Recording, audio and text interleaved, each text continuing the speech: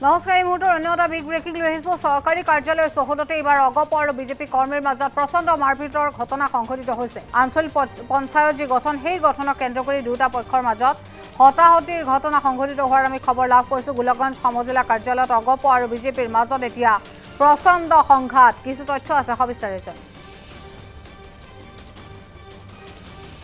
চৰকাৰী কাৰ্যালয়ৰ চৌহদতে অগপ আৰু বিজেপি কৰ্মীৰ মাজত প্ৰচণ্ড মাৰপিটৰ ঘটনা এবাৰ সংঘটিত হৈছে। আঞ্চলিক পঞ্চায়ত গঠনক কেন্দ্ৰ কৰিয়ে দুটা পক্ষৰ মাজত হতাহতি। গোলকগঞ্জ সমজিলা কাৰ্যালয়ত অগপ আৰু বিজেপিৰ মাজত এই সংঘাতৰ সৃষ্টি হয়। বিজেপিৰ প্ৰাক্তন বিধায়ক অশ্বিনী ৰায় চৰকাৰৰ নেতৃত্বত মাৰপিটৰ একাংশই অভিযোগ আনিছে। পুত্ৰক ৰক্ষা কৰিবলৈ গৈ আক্ৰমণৰ বলি হৈছে অগপ নেতা অশোক প্ৰধানী। পৰিস্থিতি নিয়ন্ত্ৰণ কৰিবলৈ যোৱা আৰক্ষীকো বিজেপিয়ে দুৰ্ব্যৱহাৰ কৰাৰ অভিযোগ উত্থাপন হৈছে। ঘটনা সন্দৰ্ভত গোলকগঞ্জ আৰক্ষী থানাত এখন এজাহাৰ দাখিল কৰে অগপৰ তৰফৰ পৰা।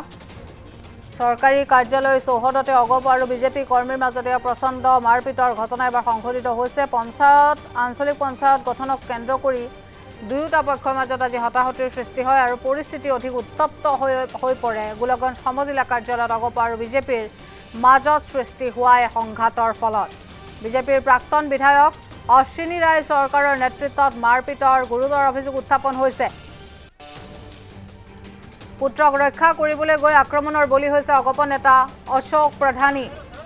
আজিৰ দিনটোত এই ঘটনা সংঘটিত হৈছে। আঞ্চলিক পঞ্চায়ত গঠন কৰিবলৈ গৈ এনেধৰণৰ এইবাৰ এক পৰিস্থিতিৰ উদ্ভৱ হয়। এক প্ৰকাৰ আক্ৰমণ, হিংসা কি প্ৰকাৰে বৃদ্ধি পাইছে নিশ্চয় আপোনালোকে মন কৰিছে। ঘটনা সন্দৰ্ভত বৰ্তমান গোলকগঞ্জ আৰক্ষী থানাত অগপই এখন এজাহাৰ দাখিল কৰে। চৰকাৰী কাৰ্যালয়ৰ চৌহদতে অগপ আৰু বিজেপি কৰ্মীসকলৰ মাজত আজি প্ৰচণ্ড মাৰপিটৰ ঘটনা সংঘটিত হয়। আঞ্চলিক পঞ্চায়ত গঠনক কেন্দ্ৰ কৰিয়ে দুয়োটা পক্ষৰ মাজত আজি হতাহতিৰ সৃষ্টি হৈছে।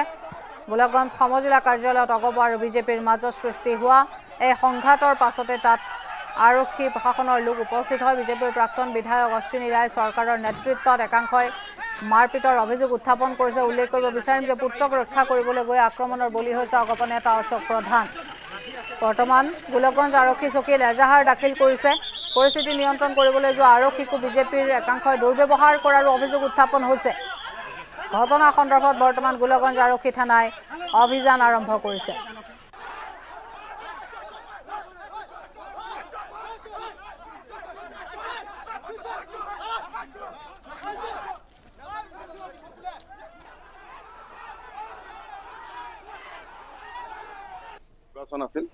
নিৰ্বাচনত আমাৰ অসম গণ পৰিষদ দলৰ দুজন প্ৰাৰ্থী আছিল। এই দুজন প্ৰাৰ্থীক লৈ মই চিডিচিত আহিছিলোঁ। প্ৰথমৰ পৰা শান্তিপূৰ্ণভাৱে নিৰ্বাচনৰ প্ৰক্ৰিয়া চলি আছিল। কিন্তু দুখৰ বিষয়, প্ৰাক্তন বিধায়ক অশ্বিনী ৰায় চৰকাৰ অহাৰ পিছত তাত পৰিস্থিতি উত্তপ্ত হয়। আমাৰ মানুহখিনিক সিহঁতৰ ৱাৰ্কাৰৰ জৰিয়তে মাৰধৰ কৰাৰ ব্যৱস্থা কৰে আৰু নিজেই মোৰ ল'ৰাটো চিডিচিত আহিছে ব্যবসাৰ কাৰণে সি ঠিকা কৰে, ঠিকা ভিত্তিত আহিছিল।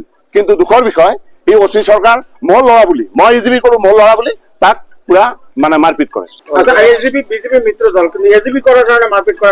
আমি এজিবি কৰাটো অন্যায়। অচি ৰায় চৰকাৰৰ ইচ্ছামতে দল কৰিব লাগিব। গোটেইখিনি তাৰ ইচ্ছামতে সি অকলে গোটেইখিনি হত্যাকৰ্তা গোটেইখিনি গোলকগঞ্জ সমষ্টি সি আৰু সেইখিনি আৰু ই এনেকুৱা দুৰ্নীতি কৰি আছে গোটেইখিনিতে সকলে লাগে। পুথি খলিহাৰ পৰা আৰম্ভ কৰি ৰৌ বৰেলি গোটেইখিনি তাক লাগে।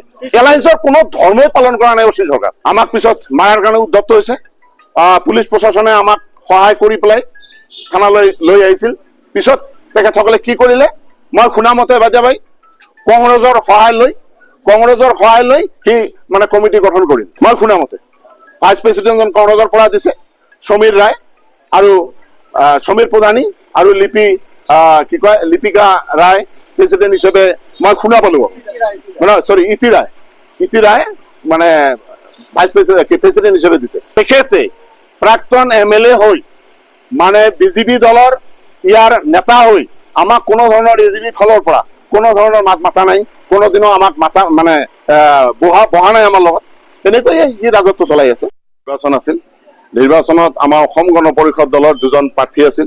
এই দুজন প্ৰাৰ্থীক লৈ মই CDCত আহিছিলো। প্ৰথমৰ পৰা শান্তিপূৰ্ণভাৱে মানে নিৰ্বাচনৰ প্ৰক্ৰিয়া চলি আছিল। কিন্তু দুখৰ বিষয় প্ৰাক্তন বিধায়ক অশ্বিনী ৰায় চৰকাৰ অহাৰ পিছত তাত পৰিস্থিতি উত্তপ্ত হয়।